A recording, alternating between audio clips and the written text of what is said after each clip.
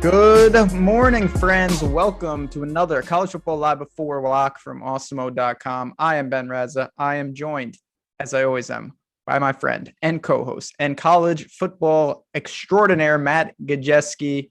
It is week 10. I asked you the same thing. I can never remember because of week 0, but I believe this is officially week 10 of college football. Yeah, it is, man. And it's been a crazy one so far this morning. A lot of injury news coming through, so that'll be a lot to handle, but creates an edge. So hopefully we can navigate that for you guys. No doubt about it. We've got a lot to get to. As you see on the left-hand side, we got games on games on games. But now we got nothing. But no, they're back. Before we dive into all those games, our friends at Prize Picks sponsoring the show, definitely want to talk about them because there is money to be made over there with their daily prop-based contests. We want to help you guys get started if you have not signed up yet. It's a real simple formula. Starting, you're picking 2, 3, 4, 5 players, and you're going to project. Are they going over or under their projected scores? Say you pick 5 in a row. You're going to get up to 10x that entry fee, and it's not just college football. They've got the NBA. They've got the NFL. Baseball is dormant, but when it's going on, they've got it. Any sport you want, they have. Just download the app in the App Store or on Google Play. Make your first deposit using the promo code Awesemo. Instant deposit match of up to $100. There's a million different props over there, Matt. I'm going to throw out 2. Then we'll talk about them throughout the show. My first one is Sam Howell, the quarterback, over 47.5 rushing yards. He has been absolutely electric on the ground. Wake Forest does not play defense. In a competitive game like this, I think that Sam Howell will have a big day on the ground once again. I think that's a solid one overall. He projects above that for me just on the back end. He's rushing way more than he really ever has in his career, which has been positive for DFS and Prize Picks. You can certainly still take advantage of this. So that is one I do agree with you on. I like the over on Sam Howell's rushing yardage. So there's another rushing prop that I want to get your thoughts on, and it's in a game that is just going to be an absolute demolition. Tyler Beatty, who's a good player, goes up against Georgia's front. 49.5 is that over under. I just don't know how Missouri is going to move the ball at all today. That's one I would be staying away from just because his workload is so good. He could backdoor his way into that. But there's also the risk as 40-point underdogs that he just sits for like at half the game. That's anytime you have like those huge risks of playing time, those are really hard to project and ones that I typically will not be taking. That's going to be a game that, I mean, it's early. It could get out of hand quickly, but certainly there's a ton of value on the board of Prize Picks. Again, go check those out. I really like that Sam Howell one. That's my favorite one on the board today. He's going to be very busy on the ground, and there's no better game to get started with. Let's just start with the Wake Forest game. They are undefeated. They go to Chapel Hill. They are underdogs. It looks a little weird, but I get it at the same time. North Carolina's a 2.5-point favorite, 76.5-point total. So clearly this is a game that we want exposure to. The floor is yours. I assume both quarterbacks and both stacks are firmly in play. Definitely both in play. The better side of this game is the UNC side. Not only because they're favored, but Howell is so mobile on the ground. Hartman is kind of mobile too, but he's also more expensive. He's the most expensive quarterback on the DraftKings slate, which I think is a little silly with Sam Howell being right there. So just as a 1-for-1 in a vacuum, I definitely prefer Howell over Hartman, but you can play either of them. The stacks are really expensive, which makes them kind of difficult to navigate. If you stack, and if you're looking to like stack the whole game, it's very hard. Like the Howell to Downs to Roberson or Perry on the other side projects kind of poorly actually when you adjust it for salary. So unless you use some of these punts, it's hard to stack the entire game. The rest of your lineup really does suffer when you do that. But those are all elite players. I mean, if you're stacking Hartman with Roberson or Perry and not running it back on the other side, those project a little bit better. And I mean, Roberson's averaging 9.8 targets per game in their last 3. Perry, he's been a beast as well this year. The wide receiver 3 has been a rotation, so it's kind of hard to look at Taylor Moore and Donald Stewart or Keyshawn Williams on the Wake Forest side. For UNC, though, they run a very narrow distribution of routes. With Emory Simmons transferring, it's just Downs, it's Antoine Green, and it's Justin Olson, who's the stone minimum. He ran a route on 100% of dropbacks last week. So he's active, I think. You could play any of these cheap UNC guys, and those stacks are a little better than the Wake ones, in my opinion. Anything with Ty Chandler on that side, or is it just predominantly the passing game? You can play Chandler. These are sort of GPP style plays because there's better players as far as in a vacuum, just projection wise, that project better than Chandler. but he does have a decent workload and an attachment to the best game on the entire slate. And Wake Forest has very, very bad run defense. So there is upside for him. It's just, do you play him or do you get to like a cheaper back like a Jalen Warren and some of the other guys we talk about? So I think he's live in GPPs. Any feel on the game itself? I mean, it's an extreme total, but as we saw against Army, and Army's a different type of offense, but Wake scored 70. They gave up 56. It's hard to imagine these offenses don't get going. They play so fast and they can score. Yeah, I don't have a bet in the game. If I were taking it, it would be Wake Forest. They are still undefeated. If they can answer this test one step closer, this is going to be a tough game for them, though. I think Howell's going to have a very big game. You mentioned the good thing about North Carolina, receivers at every price point. So you have that option there. Definitely one that you want some exposure to. And yeah, chat, let us know. You like the Demon Deacons? Okay, we can get down with that. Certainly support and let us know what you're betting, what you like. And while you're at it, hit that like button, subscribe to the channel. We always appreciate the college football, the loyal listeners here. It's been a great show all year. Now we're getting to my game. We got Missouri and Georgia. It's a 40-point spread, 59.5-point total. Missouri has not covered the entire year. They have truly disgraced themselves. I mean, do they get the prestigious Bowling Green Award of irrelevancy? Can you target any player on this offense? I believe their quarterback is also injured. Yeah, he's out. And no, you can't. Probably helps them. Yeah, you don't play anyone in Missouri. Wow. No one? Beatty? With a 13-game slate, do you want to spend time on it? Like, we could talk about the game, but you're not. No, I mean, truly, if there's nothing there, like I was someone like Toski Dove, 3,900. Is there anything, or even Chisholm, like that you say garbage time gets there? No. Okay. No. On the other side, let's talk about this side at least.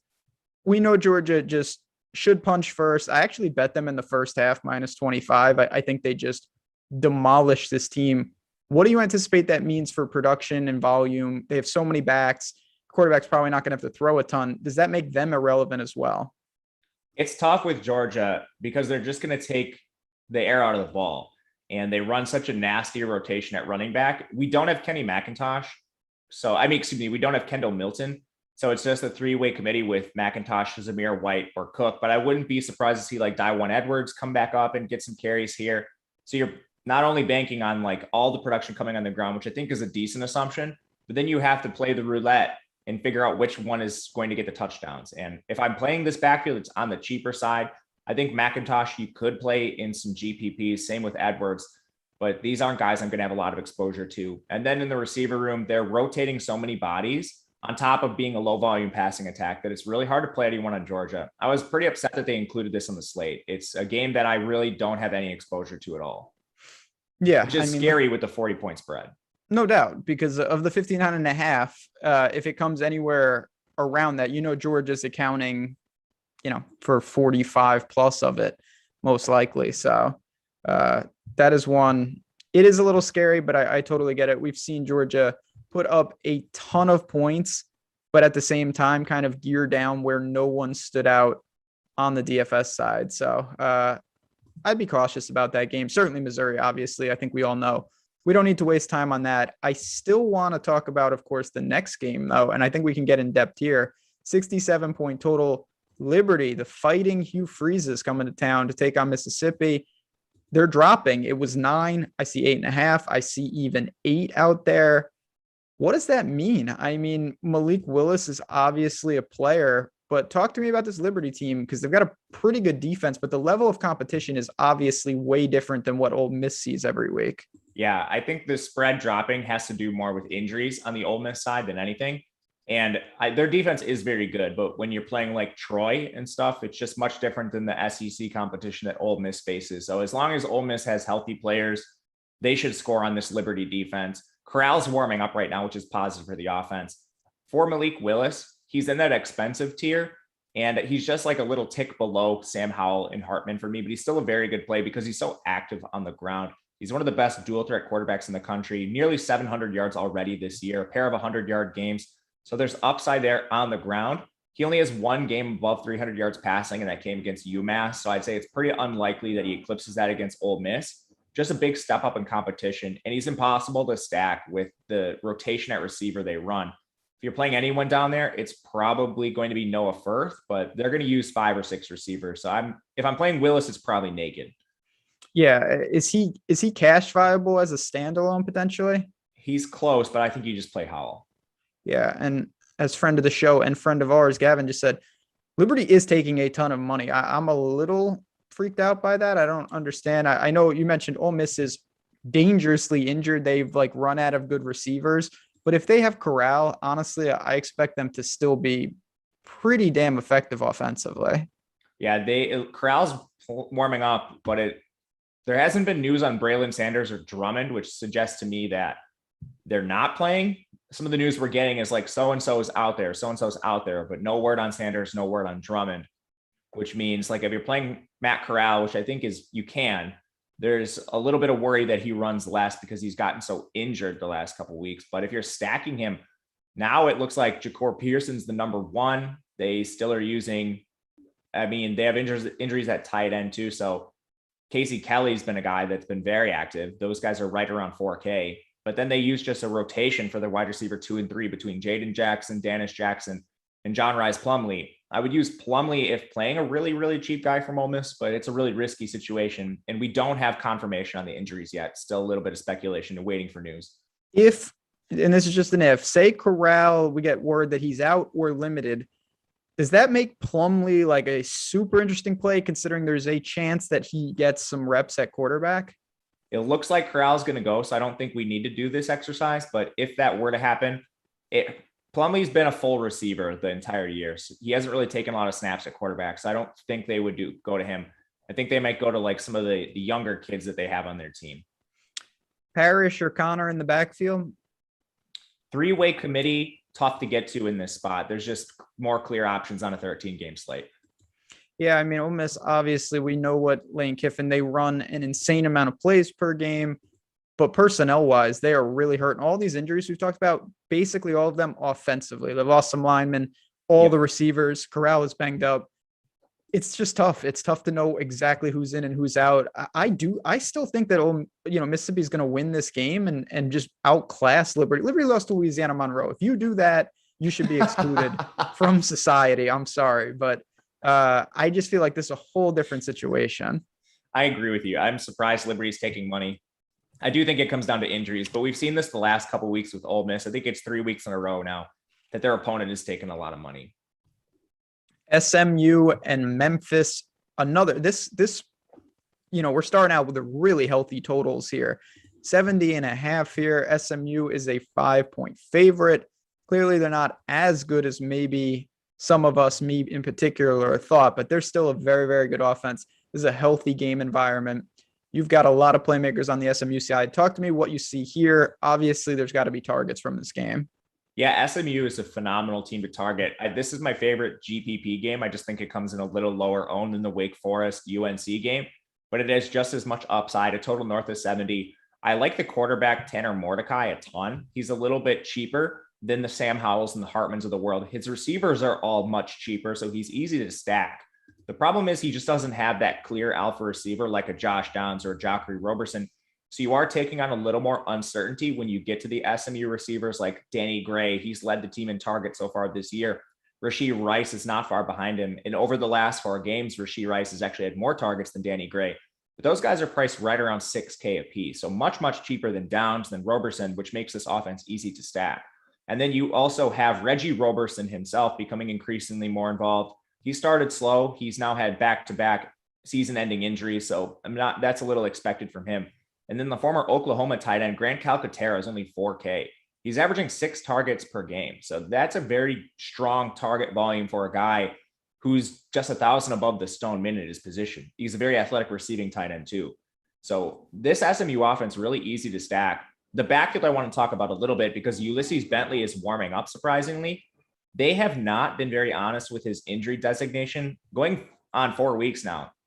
So he's warmed up and suited up for a lot of games this season and then not appeared in them at all, played just a handful of snaps.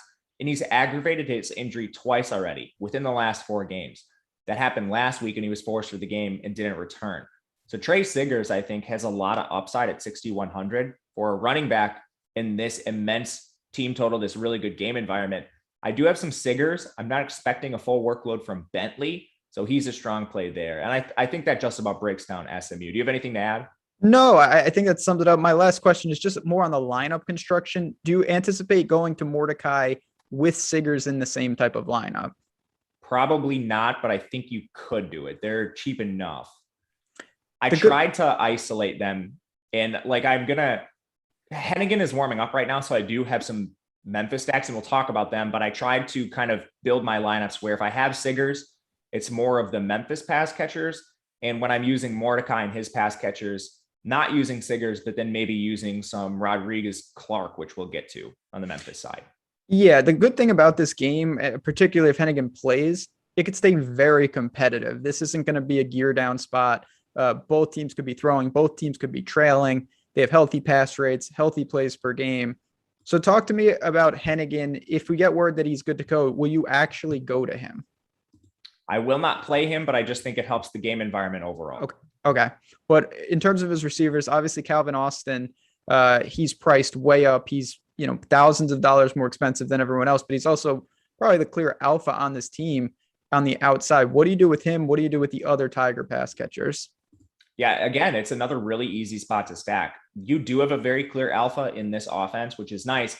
Austin, he's kind of like on par with Josh Downs. He doesn't have like the name recognition, but the target volume is very much there for him. He had an anomalous 2-target game. That was the game that Hennigan actually got hurt in. But outside of that, he's averaging 11.8 targets per game. You isolate the last 4, his target counts of 14, 20. He has that random 2-target game. I can't remember the opponent, but they absolutely blew him out. He had like a 70-yard touchdown run. And then last game, they had 11 targets. That was with Parrish starting. So Calvin Austin, very, very much involved. Target volume on par with Downs. Easy to stack. With Hennigan, I like using Calvin Austin as run backs. If you're doing like a cheap Mordecai stack, you can use Austin as an expensive run back. But from there, Sean Dykes is a really athletic receiving tight end. He's second on the team in receiving yards. He's 4,300. I prefer Calcaterra over Dykes, just 1-for-1. But if you're stacking the Memphis side, Dykes is the number 2 pass catcher I'm trying to get to.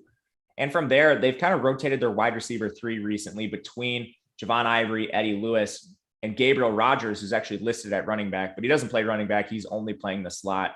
He's essentially playing the role that like we've seen in recent years from Kenneth Gainwell and the Washington running back. The name's escaping me right now, the NFL player, but that role is what Gabriel Rogers. Yeah, that's the role that Gabriel Rogers is playing. So it's a rotation behind Austin and Dykes, which is hard to target. So, yeah, you mentioned Calvin Austin can be gadgety. That was against Navy when he just went nuts on the ground with 1 carry. But talk to me about the backfield. So Brandon Thomas apparently is not going to play. Clark is banged up. If he goes, is it his backfield? If he doesn't go, I mean, what are we left with? This backfield's really fluid. So Thomas had a 4-carry game in their 4th most recent game where he fumbled immediately. And then they gave Rodriguez Clark 18 carries, but Clark has been injured, and this backfield's been a timeshare regardless of his status. Like last week, Brandon Thomas played 34 snaps, but then you had Asa Martin and Kylan Watkins both around 15 snaps themselves, and they weren't in the game script to use these guys on the ground. Like their leading rusher was Parrish. He had 7 carries. Brandon Thomas only had 5. So this game projects to be slightly more favorable towards the run game, but you're still looking at a 3-way committee. With that said, Rodriguez has shown some upside. And I think down here, you're debating, like, do you want to play John Lovett for Penn State or maybe take a GPP dart throw with Rodriguez Clark? So I think Clark could be useful in GPPs, but I'm still worried about a 3-way committee with Asa Martin and Kylan Watkins. Yeah, even without Thomas, it doesn't seem like it's a clear situation. All right, final thoughts from this game. Is there anyone that's firmly cash viable for you? I think Austin is in that range. I would rather play Downs. And then from there, they're all kind of like the UNC game just projects better, which is why those are mostly the cash plays and why I like this game for GPPs. Like Downs is a better cash play than Austin. If you're going the really cheap route, I think that I would rather just pay down rather than get up to like a Calcaterra or something in cash. But these guys are in the conversation and I don't hate it. Is it actually your birthday? Yesterday was. Happy birthday. Thanks, boss. See what the Knicks did for a present? Taught you guys a reputation in swift justice last night. I was there. I was at the game, man. I saw it live. I saw it on my TV when they were down about 30 points, and then good things happened. But happy birthday. Show some love to the birthday boy. All right, here we go. You get as a reward to talk about Illinois as a 2-touchdown underdog against Minnesota, 44-point total. Talk about bad games. I don't even understand. If you look at the wins that Illinois has, it doesn't even make sense. But they're still just a very bad team. Is there anything to talk about here? They're obviously one of the lowest implied totals on the slate. Illinois is getting the Missouri treatment. Brandon Peters is, he's atrocious. I think Chase Brown is efficient enough where you could look at him in GPPs. He just has a lot working against him. His price is middling. The matchup is tough against Minnesota's defense. Their implied team total is below 15 points. But with that said, Chase Brown has been like a top 10 back in terms of efficiency. You also have the coaching staff working against him. They have not committed to him as a full-time back. They're still using Josh McCrary as like a change of pace, which is not good for them, and hence their losing record. But Chase Brown and GPPs. Isaiah Williams, nothing. The efficiency is so bad that even if he is the target monster, like there's just cheaper receivers in like more explosive games. Like I would rather play Calcaterra over him straight up. So that's the thing about this slate that's interesting. We've talked about 4 games so far, and the lowest one was the Georgia game at a 59.5-point total. The rest of this entire slate, there's only 1 game north of that. So we're about to get to some really bad games, and this is one of them. But on the other side, Minnesota is, as I said, a 14.5-point favorite. They're going to run the ball, but is there one guy that's going to dominate those touches, or is it a committee? This backfield just continues to get injured. Yeah, they lost Bryce Williams last week, and then they split it evenly 50-50 between Marquise Irving and Kai Thomas. They both had over 100 yards rushing, so I don't think one of them separated themselves. And now you have the platforms pricing up these backs. So they're both above 5K. Marquise is at 6.3. They're GPP plays because there's a chance that Minnesota commits to one of them. They do not like using 2 backs. So if they do, there's like 40 carry upside, but it's just a matter of which one of them gets it. And in GPPs, that's fine, but low risk contests, I'm not playing a lot of them. Anything on the outside, or they just not throw enough? They're 14-point favorites, and their pass rate is 29%. If they play at all to this spread, Tanner Morgan might throw the ball like 12 times. So if he has 30 yards per attempt, he will be getting that bonus. But that seems unlikely would be the word. Yeah, I think you want to maybe lean to one of these backs. This is an ugly game. We mentioned Minnesota's team total isn't awful. Illinois is just straight terrible. So maybe one of the backs. That's about all I got for this game. I assume no one really cash viable. Yep. Ohio State and Nebraska. So this is obviously another really good game. Buckeyes are a 14.5-point road favorite. Nebraska has shown that they can hang. We've talked about this game over on the Awesemo odds channel from a betting perspective a lot, because Nebraska, as bad as they are, they haven't really been blown out yet, but I think today could be that day. And it's just a product of Ohio State's offense really has found something. You've mentioned a couple of times that CJ Stroud is certainly shaping up to at least be in the conversation for Heisman. He's really picked it up. Travion Henderson is dominant. So where do we go here? Another team that's got some lofty top end players. Yeah, Henderson's phenomenal. Can't overstate how good he's been. And he's finally receiving the workload. Master Teague might be back today. And even if he is, I'm not anticipating a workload for him whatsoever. Last week, Travion Henderson outcarried Mayan Williams 28-3. And that was a fairly competitive game against Penn State. But this game's projected within reason too. Ohio State's just a 14-point favorite. So Henderson should be receiving a full workload. He's just run circles around the latter 2 backs. So I think he's viable in cash, a very strong play overall. And there's an argument he's just the best running back play straight up overall. Then in the receiver room, everyone's talking about the injuries or whatever it is. I think we had Wilson with a concussion. I think he showed symptoms of, but he's out. So you have Olave, you have Jackson Smith and Jigba. Those are your locked in 2 options at wide receiver. And from there, I'm expecting a timeshare.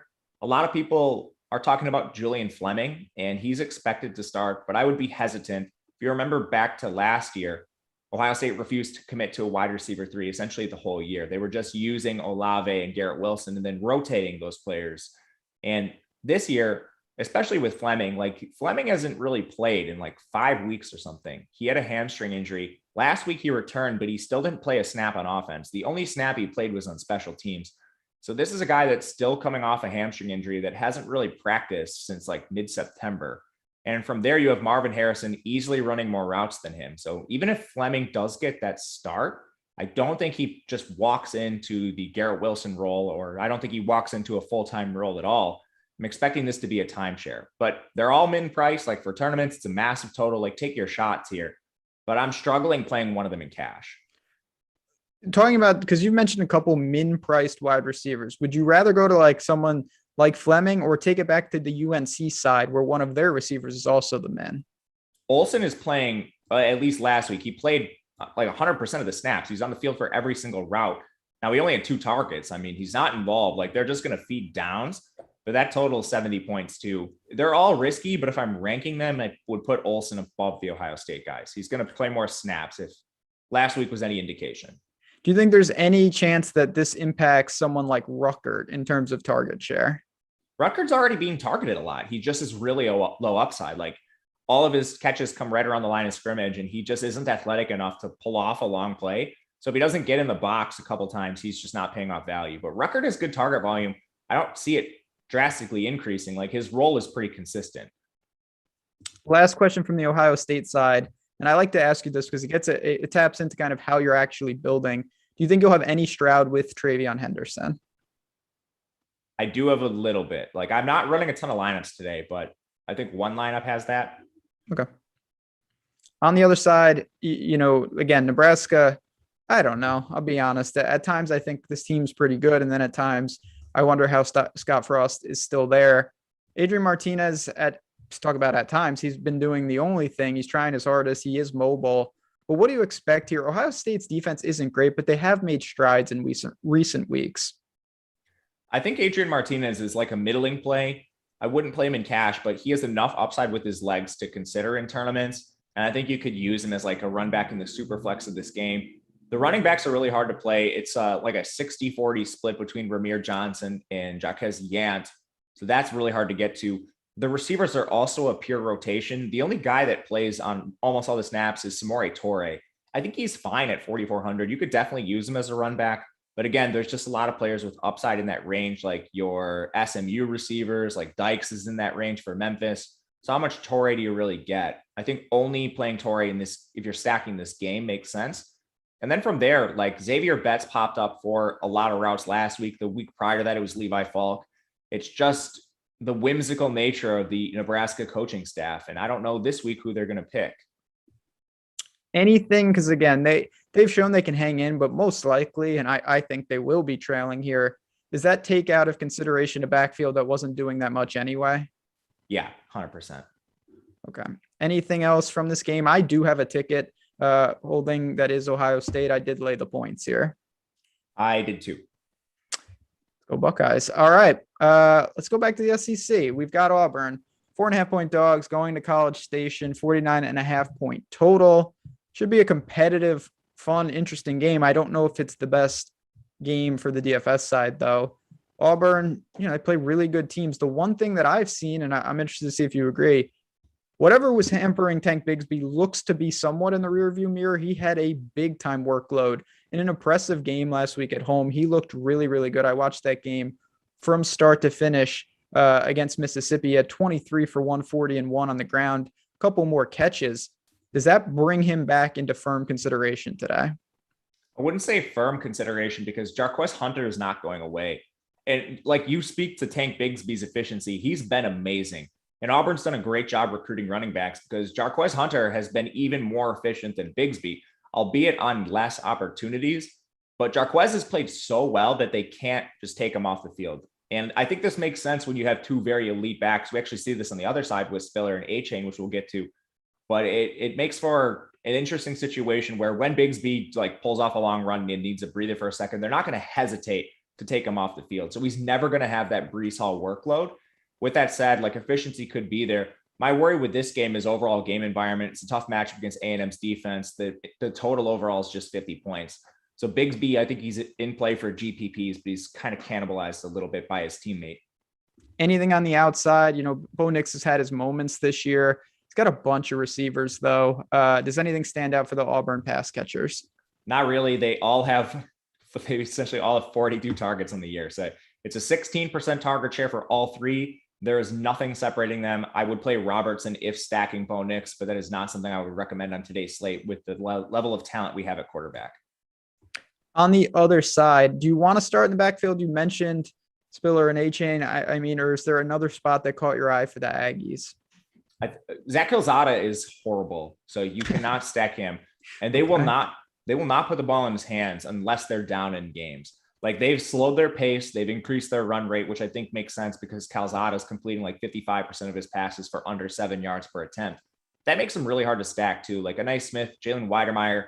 I'd rather play like Calcaterra or Dykes, some of the players in that range, or Raheem Jarrett.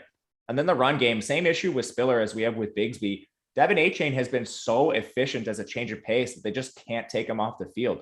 They're going to spell Spiller whenever he's tired at all, has a long run. Like, this 1-2 punch isn't going away, which makes them like both backfields are live for tournaments. And we've seen big games out of really all four of these backs.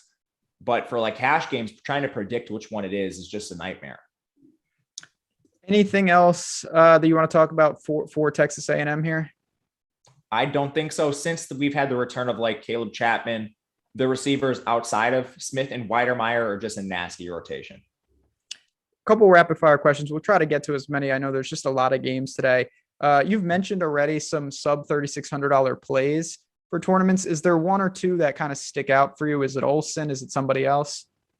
Olsen is good for UNC. He's played a lot recently. You now have the Ohio State receivers. I think they're fine. There's a couple games we haven't talked about yet. Like Michigan State's probably going to have some really cheap receivers. I think that's all off the top of my head. I'll check back and see if we missed any. Ole Miss has like Rise Plumlee. I think you could maybe get to now that we're not going to see Drummond. But yeah, I think that's it. Fair enough. One more. We got McIntosh, Horvath, or Bentley? McIntosh. All right. And you didn't bet this game, correct? No. Okay. Very good. Moving on. Garrett Wilson is out today.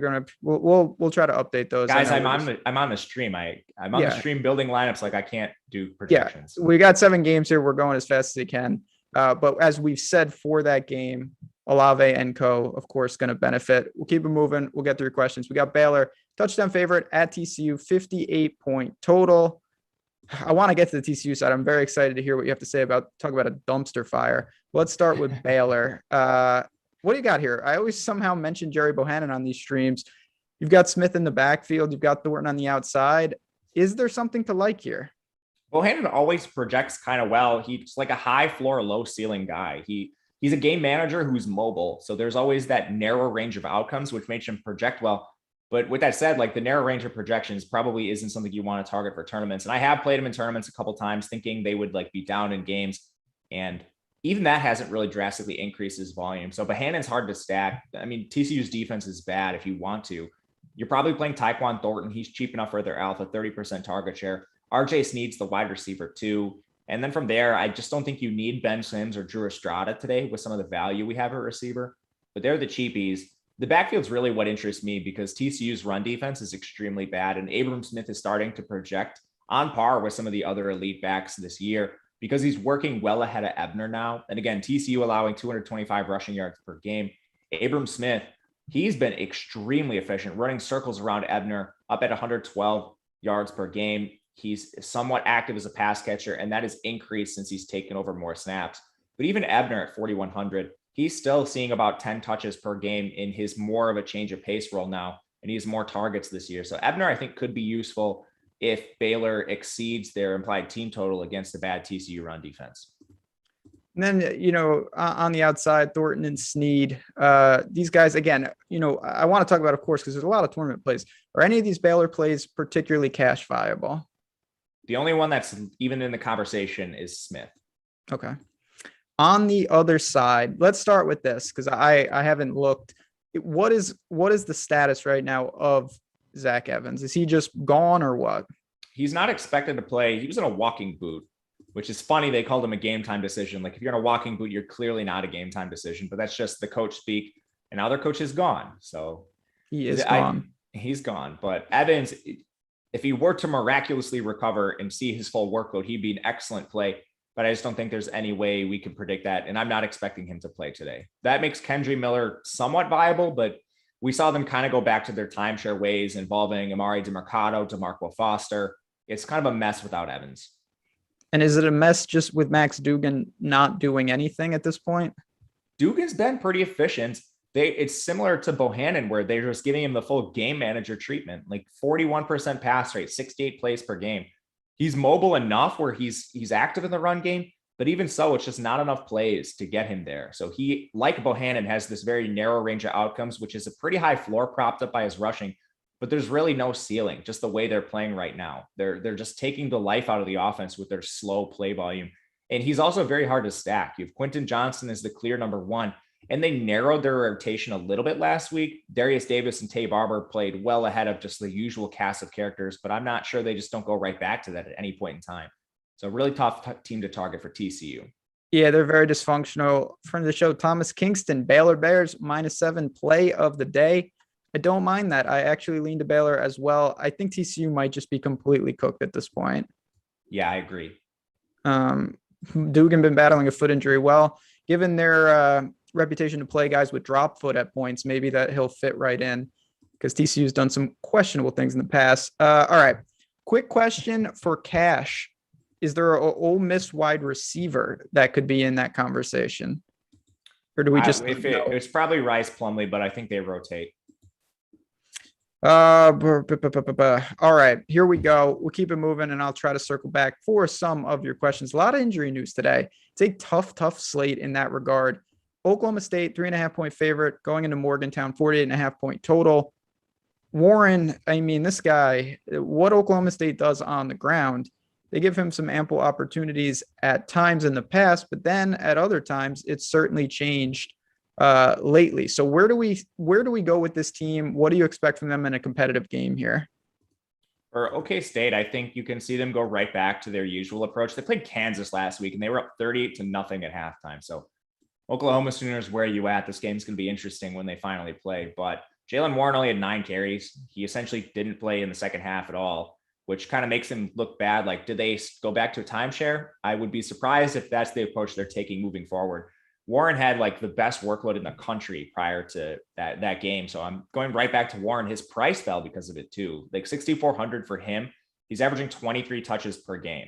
And West Virginia's defense is the strength of their team, but they're still not a great defense overall. And Warren's volume at this price just makes him like a clear cash play.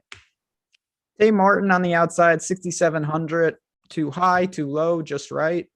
I'm not sure if he's still the alpha anymore. I think he probably is, but they had Bryson Green return, who immediately put Rashad Owens to the bench, and he worked for 5 targets himself. Tay Martin, 6 targets, Bryson Green, 5. So there's a chance that maybe Tay Martin isn't just the pure alpha with Bryson Green back. It's an uncertain situation, but probably not one I'm trying to take stabs on anyway in the pass game, just because this total's so low. Another really low volume passing team here. On the other side, they've shown some signs, West Virginia. I have to give them credit. Letty Brown is a big-time player in the backfield. Dogie, he can't run at all, but he still does some things. They do put in that other guy occasionally. I don't think it's enough to really impact it. But talk to me about the running back in particular and anything else for West Virginia. It's kind of like Notre Dame, where Deggy, he just doesn't have enough snaps now, like to clear the 300-yard bonus, which he requires because he's such a zero on the ground. And then negative sack yardage does matter. Green also doesn't play enough to really warrant consideration himself. He's like that explosive dual threat on this field situationally. They rotate 5 receivers. That's tough. And because like Deggy's not going to see a full complement of snaps, like the stacks of West Virginia are really hard to get to. I think Winston Wright's a decent play if you want to target him as a one-off or a run back, but probably not. Letty Brown's interesting in GPPs because he has the elite workload. A couple things working against him here. They're underdogs. He's been really inefficient behind a bad offensive line, and they're also running into the teeth of the Oklahoma State defense, which their strength is against the runs. A lot working against Letty, but the workload's there for tournaments if you want to take a stab. Yeah, it's also 40, as you mentioned, just bad in game environment. Oklahoma State, very methodical, 48.5-point total here. I don't love that. I think that Oklahoma State is going to have the ability to run against West Virginia. I know that defense isn't bad, but I think they will have the advantage up front. I think Oklahoma State they just find ways to win more often than not. I don't love the bet, but I would lean to their side, and I would lean to their players over West Virginia's from a DFS standpoint. I 100% agree. Seth Hennigan introduced as a starter for Memphis. That's great. I think you could use him in tournaments. He would be like the 6th quarterback, in my opinion. And I think it just makes the run backs for Memphis in the overall game the best one for GPPs now. Tulsa, North, a 3-touchdown underdog against Cincinnati. College game day went there. Just shows how there's no real games to talk about. 55.5-point total. What do you want to say about Tulsa? I assume they've got to be towards the bottom with a 16-point implied total of teams that you want to target here. Exactly. Running back timeshare, non-mobile quarterback with a bad propensity for turnovers going against the best pass defense in the G5. They do pass a lot, but still, like, is the raw target volume for a low scoring offense enough to propel you over the upside from an Ohio State or North Carolina? I tend to side with no, but like Josh Johnson, Sam Crawford, these guys get a lot of targets. It's just a matter of, I don't think they score a lot of points. No, it's obviously very bad. And Cincinnati at times has not looked great, but I still respect them enough. What about like a Juan Carlos Santana sub 4K? I would rather play Crawford. Crawford's been playing ahead of him, and they're like just the same 100. price. Yep, yeah. Just for 100 more. Right. Stroud or Corral for DK and FanDuel? Stroud.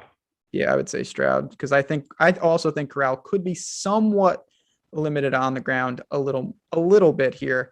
On the other side, Desmond Ridder, Cincinnati, obviously they have no margin for error. I think they have really no margin to even keep these games close. So what do you expect from them offensively? So I'll tell you what they've been doing this year, which is they've been taking their foot off the gas, which makes some sense. And like, if you're in the NFL or something and you know you're going to make the playoffs, like taking your starters out of games so they don't get hurt makes a lot of sense. But if you're a team like Cincinnati and you're playing the weakest competition that you possibly can, sure, an undefeated record looks good, but you need to explain to the committee that you're winning these games with like a stamp, like you're killing these opponents. You deserve to be with Georgia and Alabama, and they haven't been doing that. So perhaps they changed their like game managing mentality. Like they've been taking their foot off the gas entirely. Jerome Ford's averaging 18.5 opportunities per game. Ritter's throwing the ball 28 times. His rushing output is way down this year. And that's just because they've been able to take their foot off the gas. So again, this is narrative based, but perhaps Cincinnati doesn't do that anymore. They try to press their advantages now. Ford already projects kind of on par with the better running backs that we have on the slate. So Ford already was in play. And then if they take that approach where they try to start stomping these teams, like Ford has a ton of upside if he were to ever get 23 to 25 touches. Same with Ridder. If he ever starts throwing the ball or running himself, a lot of upside there. But Ridder has this narrow range of outcomes, kind of like some of the other quarterbacks we talked about, like Dugan and Bohannon, where sure, he plays for teams with high implied team totals, but he's not very active on the ground. He's not throwing the ball a lot. So unless that changes, Ritter's just a game manager. Yeah, well said. I mean, at times they've looked good, but at times in terms of a team that's got a massive favorite attached to their name doesn't really get there more often than not. 55.5-point total is fine, but it's not elite. And I think Cincinnati is a reasonable team to target, but nothing special. Any cash plays from them? Ford is in play. I would rather play like Henderson at a cheaper price, but Ford's right there. The receivers are tough to get to for the same. We didn't talk about the receivers, but they're the same issues as Ridder. I think Young projects fairly well for his price because he's the wide receiver too, and he's super cheap, but he's still only averaging 3.8 targets per game. Anything else from this game? I don't think so. I think we're good. Okay. Moving on, we've got a couple games left. This one won't take long at all. Navy's a 3-touchdown underdog going to Notre Dame, 47.5-point total. Navy runs the triple option. I do think they will slow the game, but that's about all I can say. I assume you don't have any interest there. No, you got to treat Lavatai like a running back. So he's not appropriately priced for his role in the game. You don't play any pass catchers. They split the fullback time between Ruos and Harris. Carlinos, AC, and Warren are the up backs, but not enough volume for them. On the Notre Dame side, same issues that we have with like West Virginia right now. Cone and Buckner split time in those very different roles. Cone the passer, Buckner comes in on like these gadgety Taysom Hill style plays. Michael Mayer is interesting as a receiver. He's still very clearly the leader there. Their athletic tight end. He's ahead of Kevin Austin and Avery Davis, but I just don't see there being enough pass volume here against Navy. Overall play volume should be depressed. Kyron's had a monster workload recently, Kyron Williams. So I think he's in play for tournament specifically because he could always get there with efficiency and this workload. Also a very good pass catcher. But like Chris Tyree is expected to play more. He returned last week, but still didn't handle a carry. They use Logan Diggs a lot as a change of pace. There's other expensive backs I'd rather play, but Kyron's really the only play in this game, and he's just tournament viable. Yeah, not a great game environment. Again, I think Navy can keep it respectable. Talked about that. And again, if you want more betting picks, I know, we have 55 minutes for 13 games, so we can't dive into a ton. Awesemo Odds YouTube channel, no better place. Me and Matt, the whole team, quick VODs on a lot of these games, having some fun in the NFL, college football, and more. Breece Hall from Iowa State. Can you just quickly talk about him on the FanDuel side? Yeah, he's a great play. Yeah, quite. He's like right on. He like projects that like him and Henderson are almost in line as like the best plays in the slate over there at running backs. I do think you pay up at running back on FanDuel today. And Hall, he's like top 3 play. Super volume. Plumlee or Olsen last spot for cash?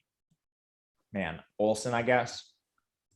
Yeah, it's tough. I do think Plumlee could be fine today, but I'm still not set on my cash lineup. I'm over here going back and forth in the 2v2. We got 8 minutes, fella. We got 2 games left. Penn State, 10-point favorite, going to Maryland, 56-point total. Penn State played hard last week. They just weren't good enough, and that's what happens when you go to Ohio State. But I was actually pretty impressed with Clifford and co. Where are they at now off that game? What do you expect here? They get a much easier test against Maryland. Clifford might be the best price-adjusted quarterback on the slate because all the other ones are really expensive. I think builds are really easy if you play Clifford and then one of the studs. Maryland and Penn State are both very up-tempo. They're both extremely pass-heavy, both pass the ball more than 54% of the time. So I think the total in this game is kind of low overall. But like Clifford, volume should be there. He's averaging 33 attempts per game, 250 yards. And positively, he looked to be over their injury in their most recent game, which is not something we could say for the couple weeks prior. So I'm comfortable with Clifford. He's mobile. He's easy to stack. Maryland's defense doesn't scare you, and the game environment's great. I think John Lovett is also in play in the backfield. He's been getting banged up a couple times this year, but he's now clearly working ahead of Noah Cain and Kevon Lee. Devin Ford's still hurt. So it's still a committee, but at 3.3K, Lovett should have double-digit touches. Whether they're efficient or not, I'm not sure. Maryland's run defense isn't great. They're allowing 170 yards per game. But Lovett is in the conversation for cash. I think between him and Rodriguez Clark for Memphis is a good 1v1. They're almost at the same price point. But then outside of that, if you're stacking Clifford, Doxson's right on par with like the Downs and the Calvin Austins of the world. His targets are right up there, averaging 14.3 per game over their last 4. He hasn't seen fewer than 11. Parker Washington's the wide receiver 2, 10 targets last week. Keandre Lambert-Smith is the clear wide receiver 3 overall. He's below 4K. I think you could use him as a cheap stack and a pivot off of maybe the Ohio State receivers if you have the salary. He's below 4K, so I think he's fine down there if you stack the Penn State side. This is a game I really like. Any reason why Lovett handled a lot of work, and do you anticipate that happening again? Yeah, so Lovett, going back to their 4th most recent game, he started to work ahead of Noah Cain, and then he got hurt himself. So I think just as efficient as Noah Cain has been, Lovett is the guy they're trying to get lead back touches to. It just, you're never going to see the ceiling of like a Breece Hall with Lovett. They're still going to involve Cain and Kevon Lee. Lovett should lead this committee, but it's going to be a committee nonetheless. Yeah, tough spot. Anything you want to talk about on the Maryland side? Maryland has a lot of the same advantages as Penn State. I guess maybe not advantages, but things we like about their offense. Pass heavy, fast. Penn State's defense is better overall, but Tagovailoa has been backdooring his way into 300-yard games off pure volume. He's not mobile, but he could very easily like backdoor his way to a 300-yard game here too. What it comes down to is Clifford's nearly 1,000 cheaper, so I would rather play him. On FanDuel, it's a different consideration where Clifford's actually more expensive by 1,000, but on DK, Clifford's the better play. The running backs, Penny Boone's not on the depth chart. Isaiah Jacobs transferred, so they used Tayon Fleet-Davis and Shalin Famatu in a direct 50-50 timeshare. They had 36 carries between the two against Indiana. That's not going to happen here. And they didn't have a guy above 10 carries in any of their last 3 games prior, so I would not try to bank on that anomalous performance.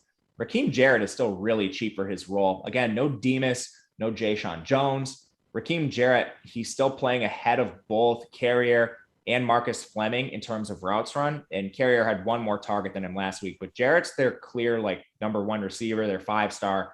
I think he's firmly in play. And then Carlos Carrier, Marcus Fleming are the wide receivers 2 and 3. They're both like Carrier is too expensive for a 1-game blip on the radar of 9 targets. He should see more work, but that's just a lot to pay for him. Fleming's below 4K, but this is a real chance he's just the wide receiver 3. So it's just Jarrett for me. Just Jarrett on the outside. Yeah.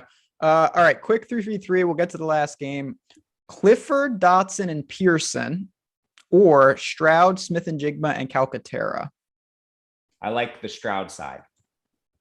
OSU and then the SMU tight end. Parker Washington or Rashee Rice? Rashee Rice. I would agree. It's close. It is close. I don't mind that. All right. Last one. Jarrett or Pearson? Jarrett. Last game. Undefeated Michigan State, 3-point favorite going into Purdue, 53-point total. They keep surviving and advancing. Talk to me about Kenneth Walker and feel free to take on the whole game. Kenneth Walker's a stud, man. It's unbelievable how good he's been. He is. So he's definitely in play. This is another game I like a lot of, and it comes mainly from the Purdue side, the way they play. I think it's going to pace up Michigan State, maybe bring them into a higher pass rate. But Kenneth Walker is involved regardless. And Kenneth Walker showed something really positive last week when they were down. He had 3 targets, which might not seem like a lot, but he's on the field as the pass catching back, and we just hadn't seen whether he'd be active in that role or not. Walker is really expensive, but he's in play. Thorne is a GPP target at quarterback too, because Michigan State has shown signs of a pass-heavy nature when they're pressed. Purdue might be good enough to do that. So Thorne, he's very active as a passer, and he's slightly mobile. Jalen Naylor broke his hand or some fingers on his hand. He was in a cast. His status hasn't been updated, and don't expect it to be prior to warmups. Michigan State's one of the worst teams with injuries in the country. So Jalen Naylor is highly questionable. I would put him on the doubtful side. He's not in the projections right now. That makes Jaden Reed their pure alpha, but it also brings Trey Mosley as their wide receiver 2, and he's 3,400. So Trey Mosley would project really well in the event that Naylor misses. The wide receiver that would step up as the 3rd is Monterey Foster, who's another guy at the Stone Min, somebody that you could use like a Justin Olson for UNC. The problem is he's in the late game and there aren't as many pivots. So do you want to take a risk on a Monterey Foster and not have very many options to switch? I would rather play Olson overall, but he's there for GPPs. On the Purdue side, David Bell's a pure alpha. I think you just play him if you're stacking this game, or you want to use him as a one-off. All that's completely fine. O'Connell's decent, but he's just not the same play as like even a Clifford in the same price range because he's such a negative on the ground in terms of rushing. The backfield's now a 50-50 timeshare between Horvath and Doru, so that's also hard to get to. But I'm trying to make this as quick as possible, but I think that's this game in a nutshell. Yeah, I think it's a middling game overall. And certainly Kenneth Walker, you mentioned. I think the biggest news is what you mentioned, that Michigan State has 2 alphas. There's a chance that Naylor is not there. That really elevates certainly the rest of these guys. And again, I'm glad you guys, we do the best we can with 55 minutes, try to get in as many questions as we got. Obviously, if we didn't get to something, you've got at Matt_Gajeski, at JazzRazDFS. We're happy to help. Just tweet us, follow us, do all that good stuff. And certainly if you enjoy the show and we helped you out, hit that like button on your way out. We are going to bounce on out of here. Good luck, my friends, but stay tuned. Don't go anywhere. We've got 2 of the best, Neil and Greg, coming up talking NFL tournament strategy right here at Awesemo.com. So again, enjoy the day. Breeders' Cup Day for me. A lot of sports. Hope to see you guys next week. Same time, same place.